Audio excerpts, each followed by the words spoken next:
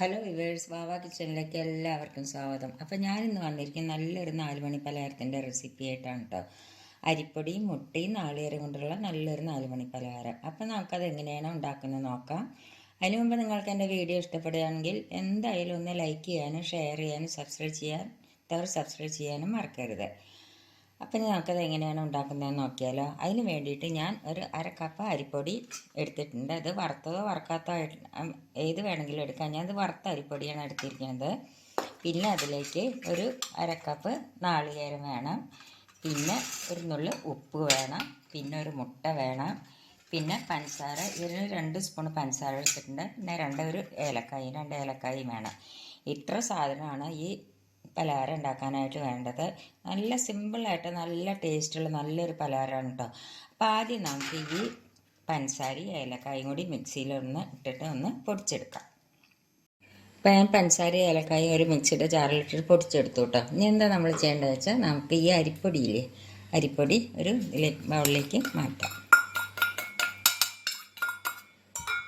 അതിലേക്ക് നമുക്ക് ഈ നാളികേരം ഇട്ട് കൊടുക്കാം. അതിലേക്ക് നമുക്ക് ഈ നുള്ള് ഉപ്പ് ഇട്ട് കൊടുക്കാം.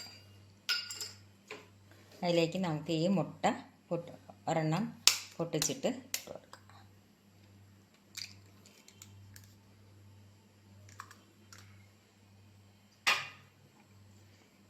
ഈ പഞ്ചസാര നമുക്കിതിലേക്ക് ഇട്ട് കൊടുക്കാം.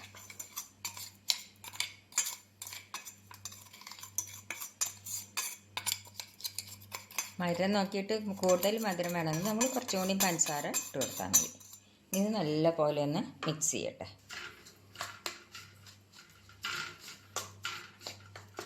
അപ്പം മുട്ടയും നാളികേരവും പഞ്ചസാരയും ഏലക്കായുടെ പൊടി എല്ലാം കൂടിയിട്ട് മിക്സ് ചെയ്ത് കഴിഞ്ഞ് അപ്പോൾ കുറച്ചും കൂടി നമുക്ക് ഇതിലേക്ക് വെള്ളം ഒഴിച്ച് കൊടുക്കാം. വെള്ളം അധികം ആവാൻ പാടില്ല കേട്ടോ. മുട്ട ചേർത്തല്ലേ, അതുകൊണ്ട് അധികം വെള്ളം വേണ്ടി വരില്ല.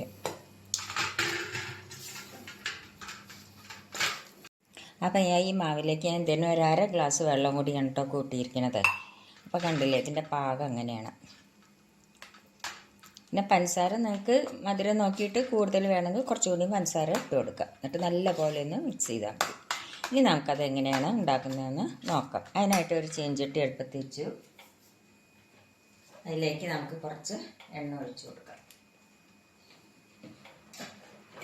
പിന്നെ നമുക്കത് എങ്ങനെയാണ് ഉണ്ടാക്കുന്നത് നോക്കാം. ഇത് മാവിൻ്റെ പാവ കണ്ടില്ലേ, ഇതാണ് കേട്ടോ മാവിൻ്റെ പാക. അപ്പം ഇനി എണ്ണ ചൂടായി അതിലേക്ക് നമുക്ക് ഇതേമാതിരി കൈ കൊണ്ട് എടുത്തിട്ട് ഇട്ട് കൊടുക്കാം.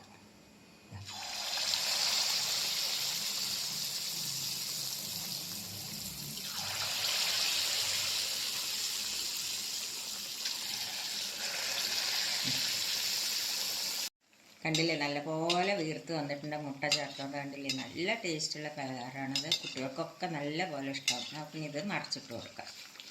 പെട്ടെന്ന് ഉണ്ടാക്കിയെടുക്കാനും പറ്റും. നല്ല ടേസ്റ്റുമാണ്. ഇനി നമുക്കിത് വാങ്ങാം. പെട്ടെന്ന് ഉണ്ടാക്കിയെടുക്കാൻ പറ്റുന്ന നല്ല ഒരു പലഹാരമാണത്. നമുക്കിനി ഇത് വാങ്ങാം.